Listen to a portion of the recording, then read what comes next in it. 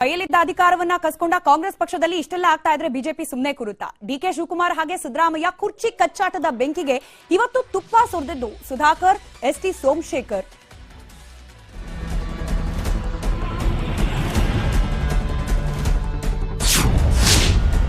ಮೈತ್ರಿ ಮುರಿದಿದ್ದೇ ಸಿದ್ದರಾಮಯ್ಯ. 2018ರಲ್ಲಿ ಜೆಡಿಎಸ್ ಕಾಂಗ್ರೆಸ್ ಸಮ್ಮಿಶ್ರ ಸರ್ಕಾರದಲ್ಲಿ ಅನ್ಯಾಯ ಆಗ್ತಿತ್ತು. ಸಿದ್ದರಾಮಯ್ಯ ಬಳಿ ಹೇಳಿದಾಗ ನನ್ನದೇ ಏನು ನಡೆಯುತ್ತಿಲ್ಲ ಅಂತಿದ್ರು.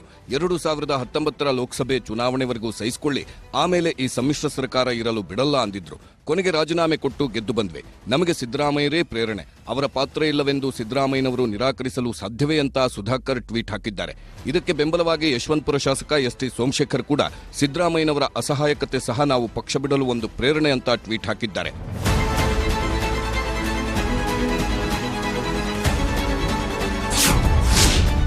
ಟ್ವೀಟ್ ಹಿಡಿದು ಸಿದ್ದು ಡಿಕೆ ಸಮರಕ್ಕೆ. ದೆಹಲಿಯಲ್ಲಿ ಕುರ್ಚಿಗಾಗಿ ಸರ್ಕಸ್ ನಡೆಸುತ್ತಿರೋ ಸಿದ್ದರಾಮಯ್ಯ ಮತ್ತು ಡಿಕೆಶಿ ಇದೇ ವಿಷಯ ಹಿಡಿದು ಖರ್ಗೆ, ರಾಹುಲ್ ಎದುರು ಆರೋಪ ಪ್ರತ್ಯಾರೋಪ ಮಾಡಿದ್ದಾರೆ. ಸುಧಾಕರ್, ಸೋಮಶೇಖರ್ ಟ್ವೀಟ್ ಉಲ್ಲೇಖಿಸಿ ಸಿದ್ದರಾಮಯ್ಯ ವಿರುದ್ಧ ಡಿಕೆಶಿ ಆರೋಪಿಸಿದ್ರೆ, ಇಬ್ಬರ ಟ್ವೀಟ್ಗಳ ಹಿಂದೆ ಡಿಕೆ ಶಿವಕುಮಾರ್ ಕೈವಾಡ ಇದೆ ಅಂತ ಸಿದ್ದರಾಮಯ್ಯ ದೂರಿದ್ದಾರಂತೆ. ಇದೆಲ್ಲ ನಿಜಾನ ಅಂದ್ರೆ ಡಿಕೆ ಶಿವಕುಮಾರ್ ಮಾಧ್ಯಮಗಳ ಮೇಲೆ ಸಿಟ್ಟಾದ್ರು. ಸಿದ್ದರಾಮಯ್ಯರದ್ದು ಅದೇ ಸಿಟ್ಟು. ಫ್ರಾಡ್ಗಳು ಹೇಳಿದೆಲ್ಲ ನ್ಯೂಸ್ ಮಾಡಿ ಮರ್ಯಾದೆ ಎಲ್ಲ ಕಳೀತಾ ಇದ್ರೆ ನಾನೇನು ಮಾತಾಡೋದು ಎಲ್ಲ ಯಾರು ಹೇಳ್ತಾರೆ ಅಂದ್ಬಿಟ್ಟು ಎಲ್ಲ ಗಾಸಿಪ್ ನ್ಯೂಸ್ ತಗೊಂಡು ಎಲ್ಲ ನಿಮ್ಮ ಸಂಸ್ಥೆ ಇಮೇಜ್ ಹಾಳು ಮಾಡ್ಕೊಂಡು ತಮ್ಮ ನಾಯಕನನ್ನ ಬಿಟ್ಟು ಬೇರೆಯವರಿಗೆ ಅವಕಾಶ ಸಿಕ್ಕರೆ ಅಭಿಮಾನ ಅತಿರೇಕಕ್ಕೆ ಹೋಗಬಹುದು ಅನ್ನೋ ಆತಂಕ ಕೂಡ ಇದ್ದೇ ಇದೆ. ಹಾಗಾಗಿ ಇವತ್ತು ಸಿದ್ದು ಸಿಎಂ ಆಗ್ತಾರೆ ಅನ್ನೋ ಸುದ್ದಿ ಹರಿದಾಡೋಕೆ ಪ್ರಾರಂಭವಾಗ್ತಾ ಇದ್ದಂತೆ ಡಿಕೆ ಊರ್ನಲ್ಲಿ ಪೊಲೀಸರು ಅಲರ್ಟ್ ಆದ್ರು.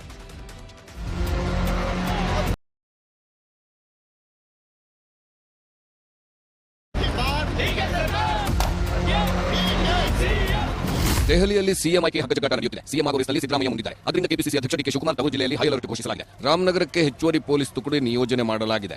ಯಾವುದೇ ಪ್ರತಿಭಟನೆ ನಡೆಸದಂತೆ ಬೆಂಬಲಿಗರಿಗೆ ಡಿಕೆ ಬ್ರದರ್ಸ್ ಸೂಚನೆಯನ್ನು ಕೊಟ್ಟಿದ್ದಾರಂತೆ.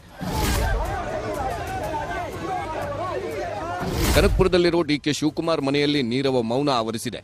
ಒಂದು ವೇಳೆ ಡಿಕೆಶಿ ಸಿಎಂ ಆಗಿದ್ದರೆ ಸಂಭ್ರಮ ಇರ್ತಿತ್ತು. ಆದರೆ ಮುಖ್ಯಮಂತ್ರಿ ಹೆಸರು ಘೋಷಿಸದಿದ್ದಕ್ಕೆ ಡಿಕೆಶಿ ಮನೆಗೆ ಯಾರೂ ಬರ್ತಿಲ್ಲ.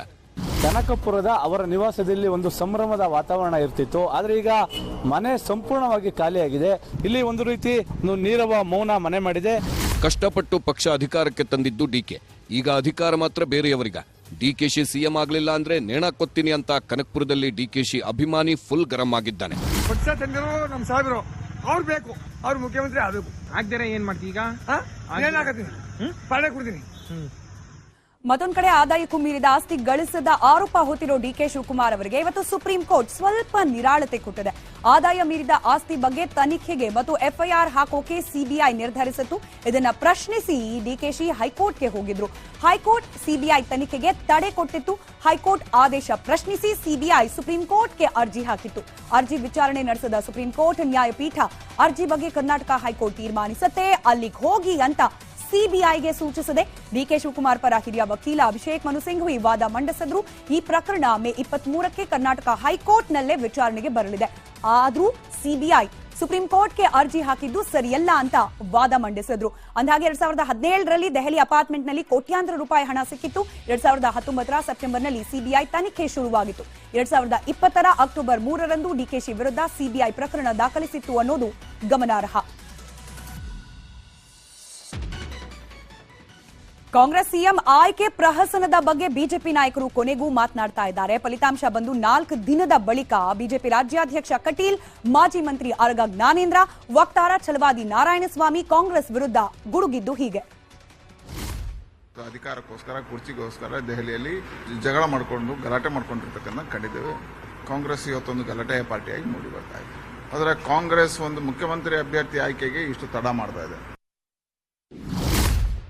ಸರ್, ಯಾರನ್ನು ಸಿಎಂ ಅಂತೇಳಿ ಹೇಳಿ ಅವ್ರಿಗೆ ಪಕ್ಷದ ಆಂತರಿಕ ವಿಚಾರ ಅವ್ರಿಗೆ ಬಿಟ್ಟಿದ್ದು. ಆದರೆ ಇಷ್ಟೊತ್ತಾದರೂ ಕಿತ್ತಾಟ ನಡೀತಾ ಇದೆ.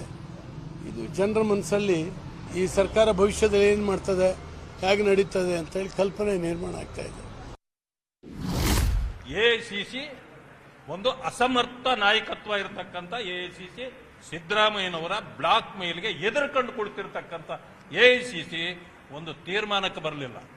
ನಿಮ್ಮ ಸುಳ್ಳುಗಳಿಗೆ ಹಲವರು ನೀವೇ ತೋಡಿದ ಹಳ್ಳಕ್ಕೆ ಬಿದ್ದಿದ್ದಾರೆ. ಈಗ ಅವ್ರಿಗೆ ಉತ್ತರ ಕೊಡಿ.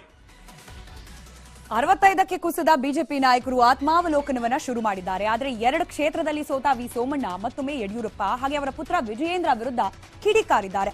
ಕತ್ತು ಕುಯ್ದು ಬಿಟ್ರು ಅಂತ ಹೆಸರು ಹೇಳದೆ ಕಿಡಿಕಾರಿದ್ದಾರೆ.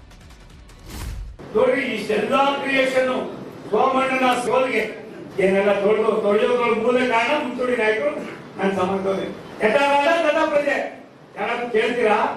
ಬಹುತೇಕ ಹೆಸರು ನಾನು ಹೇಳ್ಬೋದು, ಅದು ಬೇಡಪ್ಪ. ಒಬ್ಬ ಸೋಮಣ್ಣ 100 ವರ್ಷ ಚಾಮರಾಜನಗರ ಜನ ಮನಸ್ಸಲ್ಲಿ ಇರ್ಬೇಕು ಅಂತ ನಾನು ಅನಿರೀಕ್ಷಿತವಾಗಿ ಬಂದವನ್ನ ಎಲ್ಲ ಒಂದ್ ಕಡೆ ಕೈ ಕಾಲೆಲ್ಲ ಕತ್ತರಿಸ್ಬಿಟ್ಟು ಇಲ್ಲಿ ಬಂದು ಮೀಸೆ ತಿರುಗ್ತಿರಲ್ಲ, ನೀವ್ ಮನಸ್ಸುಗಳ ನೀವು ನಮ್ಗೆ ಗೊತ್ತಿದೆ. ನಾನು ಯಾವ ಪಾರ್ಟಿಯಿಂದ ಬಂದು ನಾವೆಲ್ಲ ಜನತಾ ಪಾರ್ಟಿ, ಜನತಾ ದಳ, ಕೆಜಿಪಿ ಒಂದಕ್ಕೆ ಹೋಗೋದಿಲ್ಲ ಅಂತ ಹೇಳೋನು ಒಬ್ಬರೇ ಸೋಮಣ್ಣ ಯಾವಾಗ ಹೇಳಿಲ್ಲ. ಗಂಡಸರ ಇಟ್ಕೊಳ್ಳಬಹುದು